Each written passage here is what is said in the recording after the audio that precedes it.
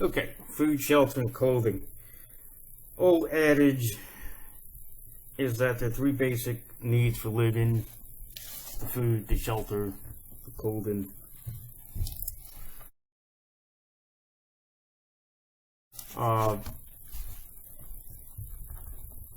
Food, shelter, clothing.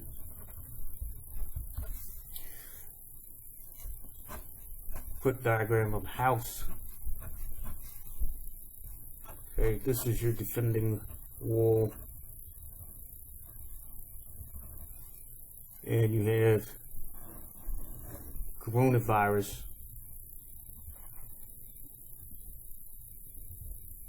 in this column. Going to make its way to you as a human being, or to your community, or to your family, or whatever the case might be.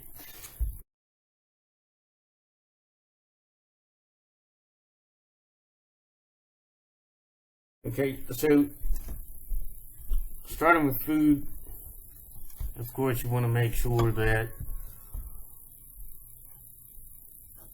your food stuff is protected. If this is your food, and this is human here, the coronavirus does not make it to your food.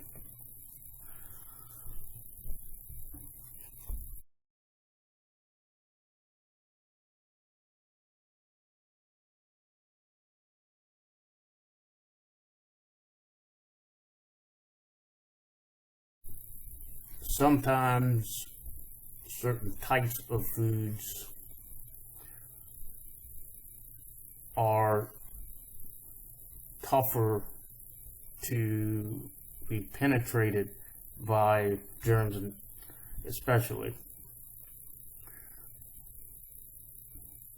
such as oranges, grapefruits, lemons,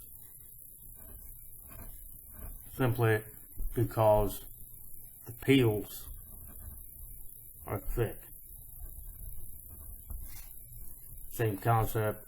It's kind of hard for the germ to get through the peel and into the usually edible portion of the fruit. So that might be a way to go. There's actually more of a discussion on that later in the film. Shelter. Germs are coming in. Man has shelter to protect himself from the elements.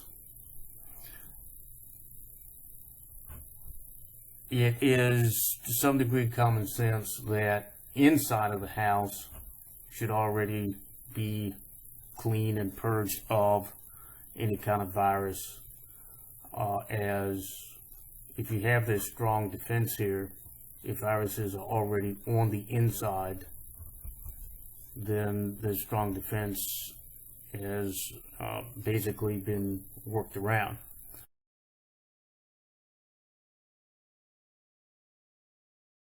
So if there are things inside of the house, like old shoes, especially that have been run through the mud and have dirt caked up on them and been sitting, let's say, in a obscure spot in the basement for months, get a hold of them, clean them, or get them out of the house.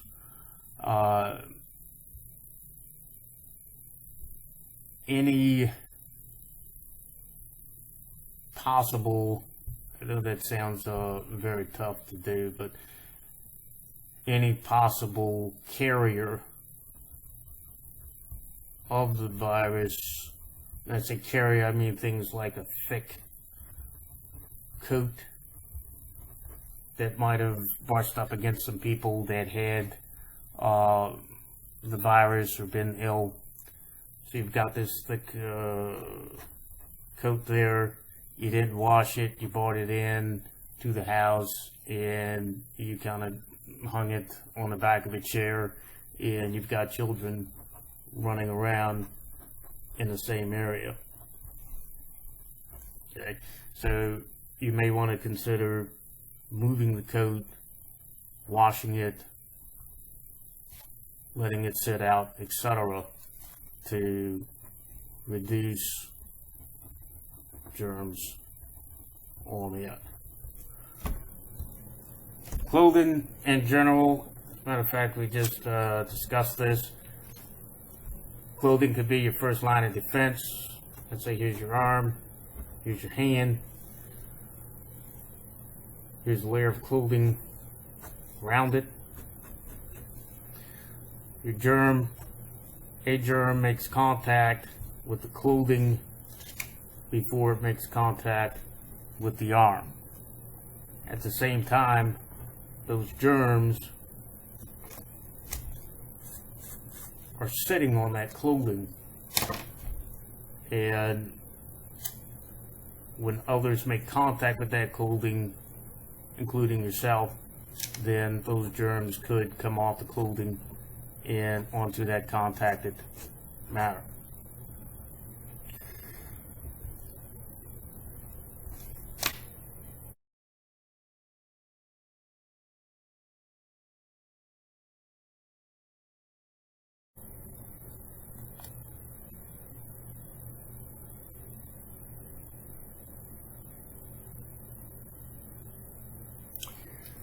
Quick note on food.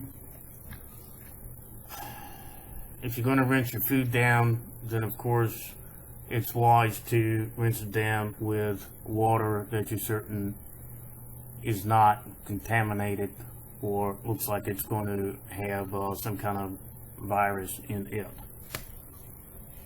Same with washing your clothes, same with washing aspects of the house. On a finer tuned note, in dealing with objects inside of the house, you'll have things like washing machines, dryers, shoe racks. If you're going to use something like a sponge to clean these, especially if they've been dirty, it might not be the wisdom to wash your dishes off that you're going to eat with silverware and utensils immediately.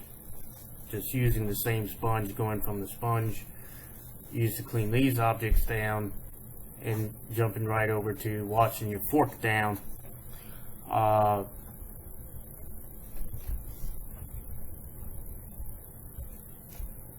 Does not appear to make logical sense on an average circumstance.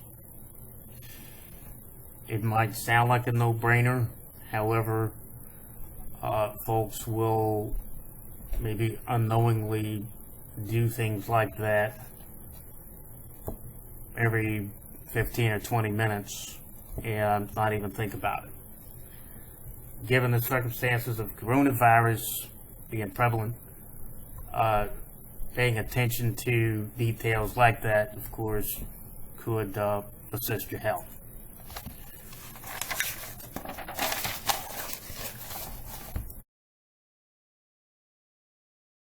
Okay, so I definitely wanted to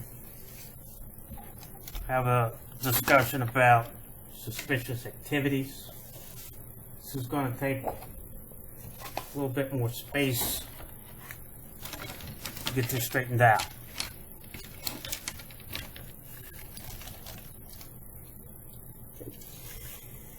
When you see something suspicious or unusual, especially something that is going to be a danger to the people around you, danger to you, a danger to the community, the rule of to say something as best you can to prevent this possible event from continuing is applicable.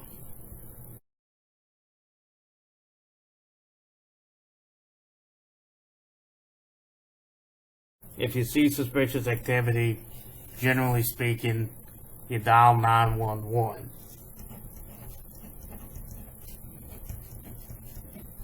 Now, if you're in a special circumstances where you have other instructions, such as you're in some kind of confined installation of some sort, and they already have their law enforcement set up, then obviously call the applicable number.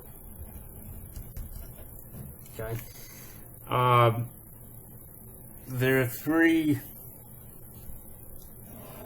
major scenarios that I wanted to discuss that involve usage of the phone.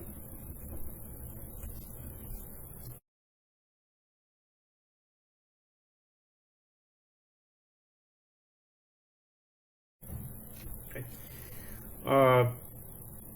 One is power supply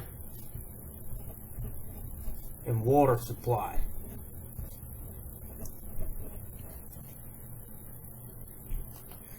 Basically, water supply, I'm talking about large water supplies, like you might see the brightly colored towers that service hundreds of houses in a given area. If you see someone watering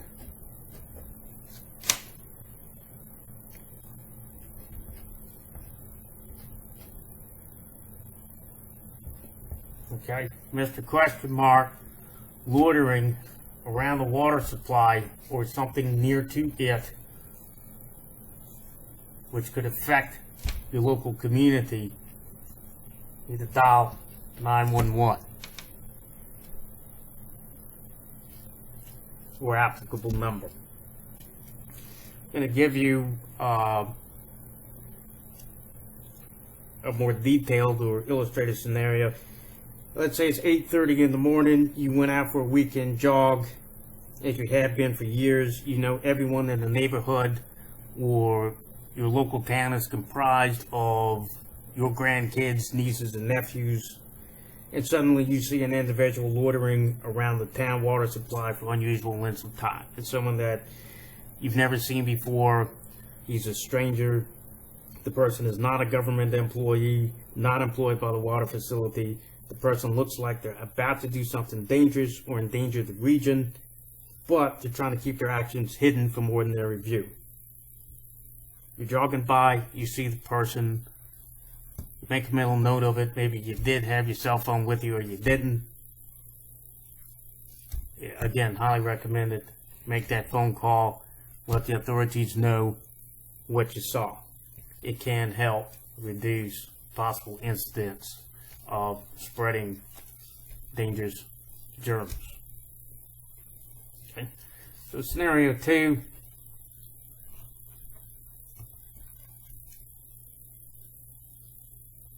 dealing with traffickers of illicit substances. Okay, so reliance on buying and trading illicit drugs and narcotics has very serious downsides. There's a big reason why I strongly recommend it to go to school and get an education and have an honorable profession. Doctors, lawyers, so forth. There are no guarantees that the structure of civilization, which is as we know it, is always going to cater to making a bunch of money from trafficking drugs. Sometimes staying at home, unless essential travel is necessary, is the order. It's much harder, or can be much harder, for drug dealers to use the hustle bustle of rush hour, folks going to work, and this general mentality of the more people there are out there in a given place. Let's say this is a large mall, open for business, gas stations,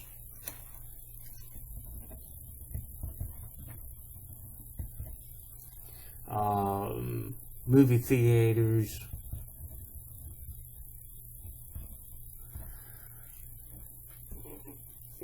wherever, you know, let's give another one, athletic events.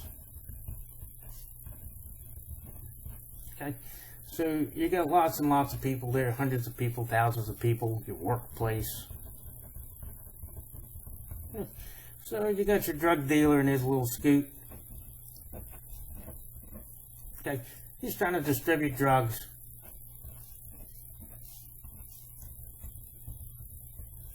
So that he can bring in his income or her income. Right? Now, this scenario doesn't always work out when all of these social outlets are put at a minimum. Okay? Supply and demand. So the demand might be there in people's heads. He might have some extra supply or whatever, but he doesn't have a market anymore. Okay, so your drug dealer over here starts getting very anxious. Okay, and after a while, especially if essential only travel is what's going on for the present span of time, that drug dealer is bound to do something a little bit unusual. It might be driving too fast to find a client, high speeds, running lights, driving around in circles, going from gas station to gas station. Okay, here's your gas pump. Okay, gas station is 1 mile down the road. Okay, and he's going around and around and not buying any gas. Okay,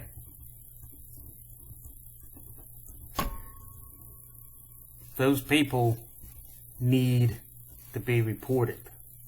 Okay, you might call 911 if it's a serious enough situation, or you might decide to dial a tip line or non-emergency authority.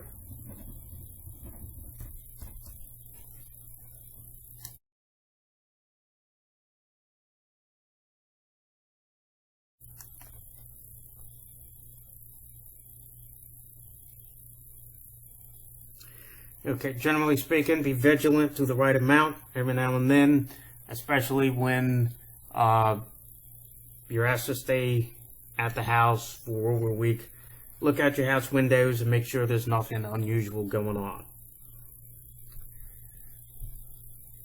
If unusual things are going on, such as never before seen persons or wandering through your neighborhood with no logical destination, it might be wise to report it.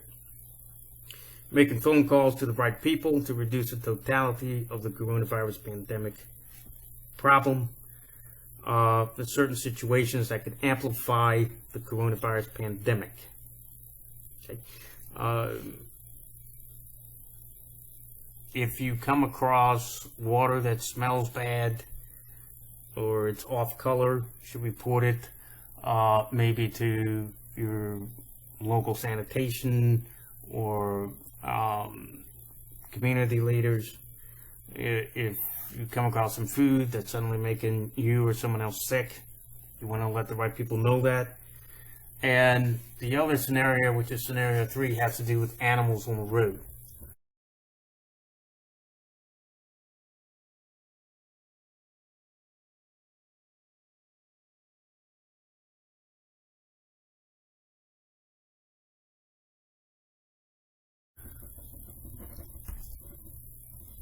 I'm talking about large animals that, for instance, got struck by a vehicle and were off on the side of the road. But we're going to come back to that because even though it deals with the telephone,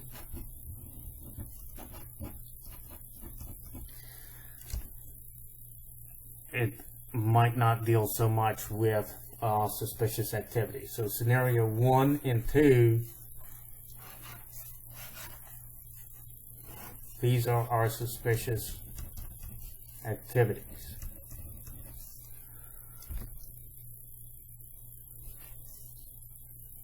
Okay.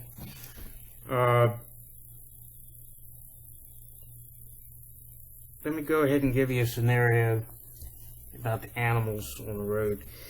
Let's say you're traveling down a highway or street and you see a large 100-pound plus animal that was recently struck by a vehicle the night before and is laying there on the side of the road.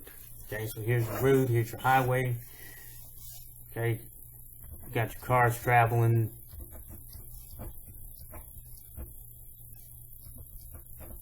+50 miles an hour. Okay, and you have a large animal on the side of the road. Okay, you want to report the situation as soon as possible.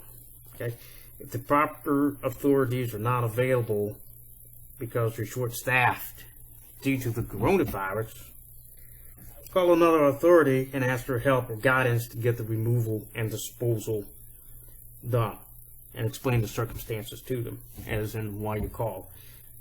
The circumstance can be briefly explained as a dead animal could be an agent of spreading germs. Now again, coronavirus is scientifically reputed to affect mammals and humans, especially the respiratory tract. Okay, so if this is a mammal, let's say bear, deer, whatever, okay, and it's lying on the road and has an open wound either from the vehicle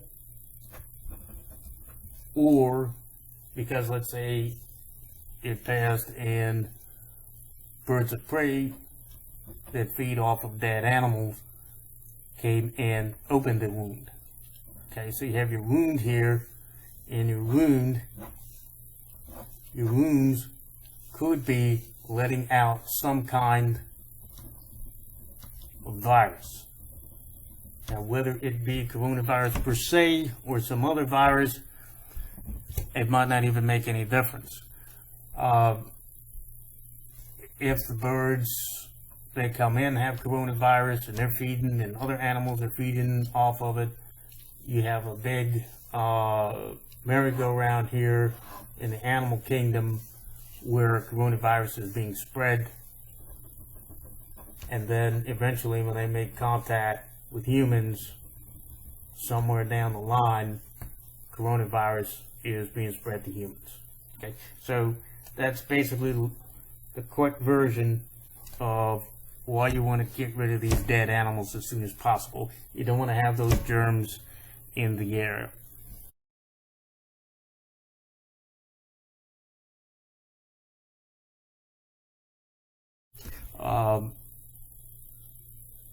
There are other reasons, unsightliness and what have you. We want to maintain the scope and keep this as pleasant as possible. A deceased animal on the road for, let's say, several days in a row, especially when it gets hot outside, because everybody driving thinks in their mind, hundreds of cars, that the local animal control is going to automatically pick it up without anybody saying anything, that somebody else is going to do it. Okay, somebody else is going to do it. So 100 cars go by and it still isn't done. So if you have a cell phone, you see the situation, go ahead and report to animal control, highway control, or a highway authority, whatever fits in for your particular area.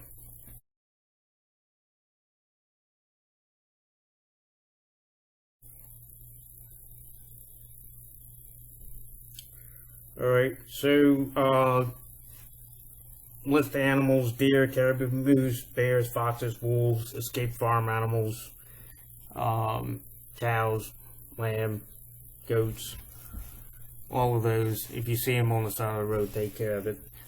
Do not attempt, if you're not trained or you're not an authority, do not attempt to pull over and try to throw a pair of gloves on and throw a mask on and try to drag the animal out further out to the side of the road by yourself. Extremely, extremely dangerous. You want to keep as much distance between yourself and the dead animal as possible. The wisest thing to do is, if you see it coming, roll your windows up and just keep driving. You may want to throw something over your nose just to be on the extra safe side, and make the report, as already said. Okay. So let's put this away.